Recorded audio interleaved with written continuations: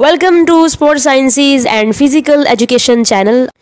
Hurdle race जो है वो बहुत ही इंपॉर्टेंट इवेंट है, चाहे हम ओलंपिक्स की बात करें या एथलेटिक्स इवेंट्स की बात करें। तो आज हम हर्डल रेस की मेजरमेंट्स और इसके रूल्स के बारे में अच्छे से पढ़ेंगे। हर्डल रेस के जो मेन इवेंट्स हैं वो 100 मीटर, 110 मीटर और 400 मीटर। जो 100 मीटर होता है वो वुमेन के लिए होता है, जो 110 मीटर होता है वो मेंस के लिए, और जो 400 मीटर है वो मैन और वुमेन दोनों के लिए होता है। अब मैं आपको बताने लगी हूँ कि हर एक इवेंट के अंदर हर्डल्स की हाइट कितनी होती है, नंबर्स ऑफ हर्डल्स कितने होते हैं और हर्डल्स के दरमियान डिस्टेंस कितना होता है। सबसे पहले जो 100 मीटर का इवेंट होता है जो कि वुमेन के लिए होता है, उसमें जो हर्डल्स की हाइट होती है वो 33 इंच होती है और डिस्टेंस होता है बिटवीन हर्डल्स वो 8.5 मीटर होता है। कितना होता है? 8.5 मीटर। और हाइट कितनी होती है? 33 इंच हर्डल की हाइट। अगर हम मैन की बात करें, मैन के लिए 110 मीटर का इवेंट होता है।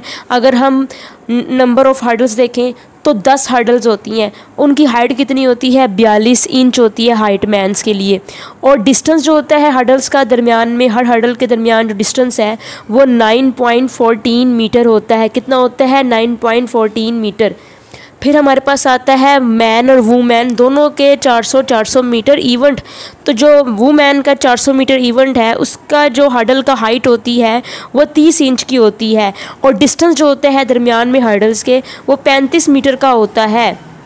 और जो मेंस के लिए 400 मीटर का इवेंट है उसमें जो हर्डल की हाइट है वो 36 इंच है और जो डिस्टेंस है वो सेम उतना ही है जितना वुमेन का, यानी कि 35 मीटर। ठीक है, यहाँ आप ध्यान से देखिए ये क्या लिखा है। मैंने इन तमाम का स्क्रीनशॉट ले लें, आप इसको अच्छे से याद करें। ठीक है जी। रूल्स की बात करें तो बड़े ही इसके आसान से रूल हैं। उसमें ये है कि आपने रन करना है इंटायरली इन लेन में। पहला रूल तो ये है कि अपनी ही लेन में रहना है। दूसरा रूल ये है कि leg must go over top of the hurdle. आपने हमेशा हर्डल के ऊपर से जाना है, उसके किनारों से नहीं जाना।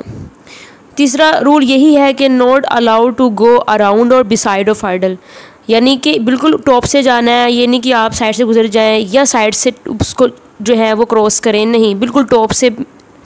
उसके बाद अगर आपका अनइंटेंशनली आपका पाँव लग जाता है और उसको हर्डल को तो गिर जाती है तो इसमें कोई बुरी बात नहीं है। लेकिन आप इंटेंशनली गिराते हैं या आपका हाथ लगता है तब वो गिरती है तो ये हो सकता है कि आपको फाउल हो जाए आपका और आप डिस्क्वालीफाई हो जाए। तो ये बस इसके रूल थे। तो thank you so much for watching this video. अगर आप न्यू है चैनल पर सब्सक्राइब ज़रूर कीजिएगा, चैनल बहुत अच्छा आपके लिए।